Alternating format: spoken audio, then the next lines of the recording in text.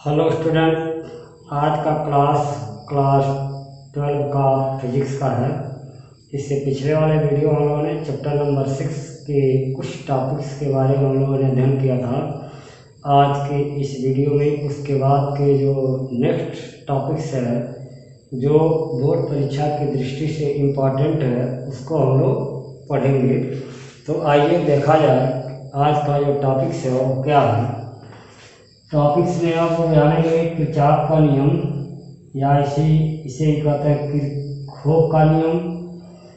ये आपका प्रथम नियम, इसे कहते हैं संध नियम या धारा नियम। दूसरा आपका द्वितीय नियम या पास का नियम या लूप का नियम। उसके बाद जानेंगे प्रतिरोधों का संयोजन में श्रेणी क्रम और समांतर क्रम, यही हम लोग पढ़ा जाएगा। तो पहला जो टॉपिक्स है आपका किरचॉफ का नियम। किरचॉफ के नियम को डिफाइन करना हो तो हम आसानी से डिफाइन कर सकते हैं कि सन 1824 में किरचॉफ महोदय ने संधि के बारे में दो नियम दिए जो निम्न हैं। तो पहले इसको लिखा है सन 1824 में किरचॉफ ने दो नियम दिए जो निम्न है। पहला आपका होगा प्रथम नियम, इसे ही कहते हैं या में धारा नियम, इसे ही कहते हैं या में संधि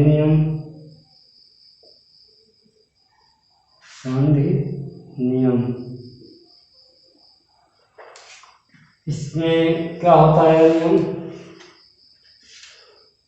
इसमें हम यह जानेंगे कि संधि की ओर जो भी धाराएं आती हैं वो धनात्मक होती हैं और संधि से दूर जाने वाली धाराएं ऋणात्मक होती हैं। लेकिन धनात्मक और ऋणात्मक जो धाराएं हैं इनका बीजगणितीय योग शून्य होगा। तो देखिए क्या लिखेंगे, लिखा जाएगा संधि की ओर आने वाली धारा धनात्मक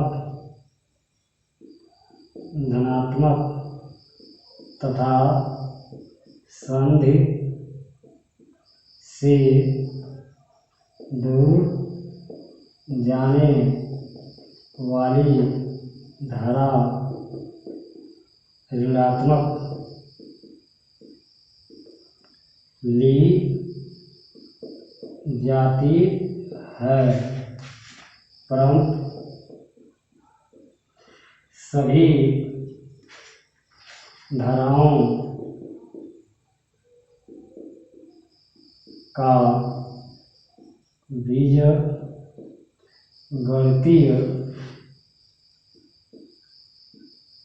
योग शून्य होता है। इसे प्रथम नियम या धारा नियम या संधि नियम कहते हैं। जैसे ये संधि है, ये धारा I1 I2 I3 आ रहा संधि की ओर, संधि से जा रहा I4 I5 I6। तो क्या कर रहा, संधि की ओर आने वाली धारा धनात्मक यानी I1 धन I2 धन I3, इसका बीजगणितीय योग शून्य होता है। धन ये माइनस में जाएगा, माइनस I4 धन -i5 धन -I6 इक्वल 0, या I1 धन I2 धन I3 इक्वल हो जाएगा I4 धन I5 धन I6। यानी संधि की ओर आने वाली समस्त धाराओं का योगफल संधि से दूर जाने वाली समस्त धाराओं के योगफल का क्या होगा, बराबर होगा। इसे किरचॉफ का फर्स्ट नियम कहते हैं।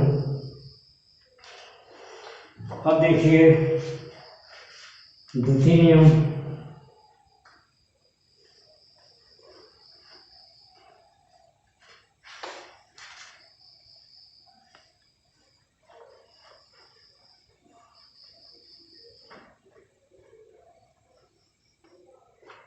यहाँ लिखा जाएगा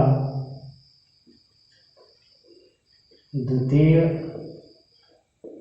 नियम, या इसे कहते हैं पास का नियम, बंद पास का नियम है पास का नियम, या लूप का नियम। इसमें क्या होता है, किसी बंद पास के लिए या बंद परिपथ के लिए धारा और उसके संगत प्रतिरोध का गुणनफल का बीजगणितीय योग और उससे संबंधित विद्युत वाहक बल के बीजगणितीय योग के बराबर होता है। यानी यहाँ पर आप बंद पास बनाइए,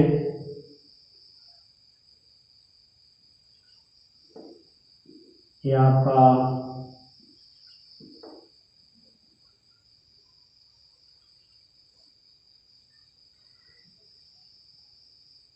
E1 है, E2 है, E3 है, धारा I1 I2 I3, R1 R2 R3। परिभाषा का होगा किसी बंद परिपथ के लिए धारा व संगत प्रतिरोध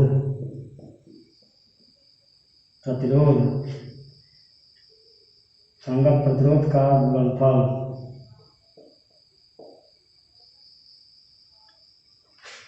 का बीजगणितीय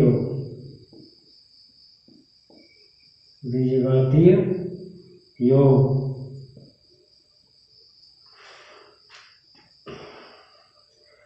परिपथ के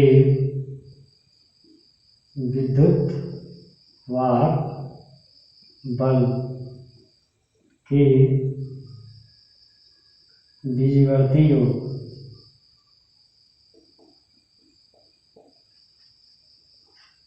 योग के बराबर होता है। अर्थात यहाँ देखिएगा E1 धन E2 धन E3 इक्वल I और R, I1 R1 धन I2 R2 धन I3 R3।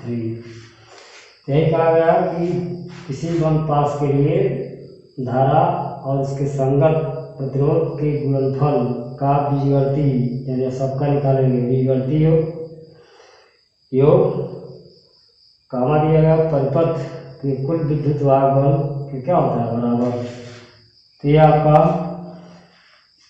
किरचॉफ का द्वितीय नियम या पास का नियम या लूप का नियम कहते हैं। इसे सिग्मा E इक्वल सिग्मा भी लिख सकते हैं, क्योंकि भी बराबर क्या होता है IR। ये आपका द्वितीय नियम हुआ। अब हम लोग जानेंगे प्रतिरोधों का संयोजन।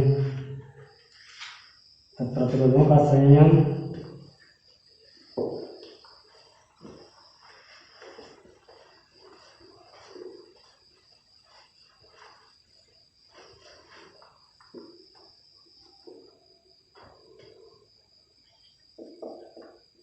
प्रतिरोधों का संयोजन।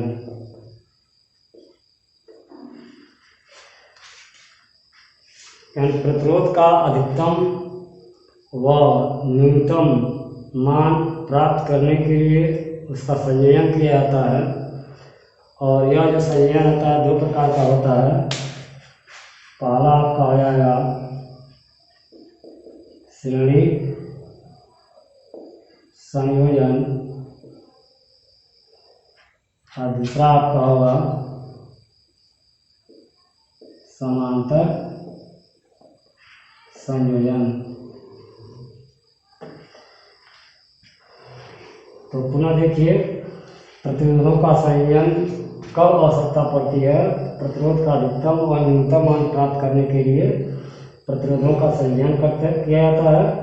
और यह संयोजन दो प्रकार से होता है, श्रेणी संयोजन और समांतर संयोजन। पहला देखिए श्रेणी संयोजन। अब इसमें डिफाइन करना हो तो आसानी से डिफाइन कर सकते हैं।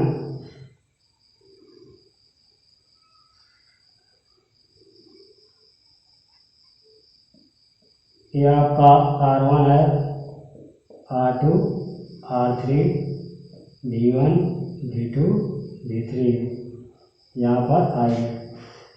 तो डिफिनीशन क्या लिख सकते हैं कि श्रेणी में इस प्रकार के संयोजन में पहले प्रतिरोध का दूसरा सिरा दूसरे प्रतिरोध के पहले सिरे से गामा देंगे, दूसरे प्रतिरोध का दूसरा सिरा तीसरे प्रतिरोध के पहले सिरे से जुड़ने की प्रक्रिया को श्रेणी संयोजन कहते हैं। यानी इसमें क्या हो रहा है, पहला का दूसरा, दूसरा का पहला सिरा, दूसरा का पहला दूसरा और तीसरा का पहला सिरा। इस प्रकार यहाँ भी संयोजन होगा। इस प्रकार के संयोजन को हम क्या करेंगे, श्रेणी संयोजन करेंगे। तो यहाँ पर लिखना हो तो यही लिखेंगे, इस प्रकार के संयोजन में पहले प्रतिरोध का दूसरा सिरा दूसरे प्रतिरोध के पहले सिरे से दूसरे प्रतिरोध का दूसरा सिरा तीसरे प्रतिरोध के पहले सिरे से जुड़ने से इस प्रकार जुड़ने की प्रक्रिया को श्रेणी संयोजन कहते हैं। श्रेणी संयोजन कहते हैं। अब यहाँ लिखा जाए, इसका व्यंजक प्राप्त किया जाए। तो चित्रानुसार स्थिति में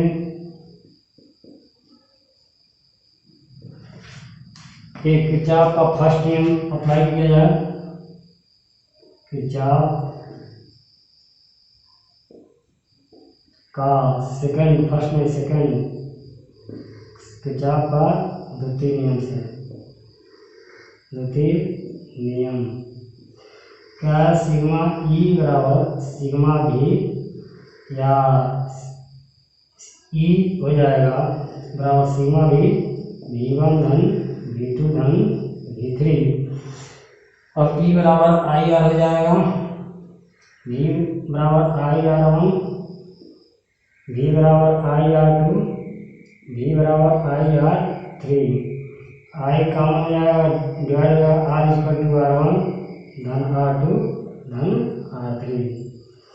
ये आपका व्यंजक हो जाएगा। ये रहा श्रेणी संयोजन। इसके बाद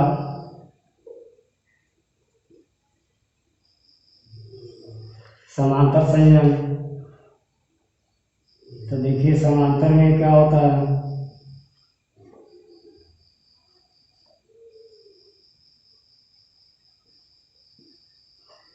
R1 R2 R3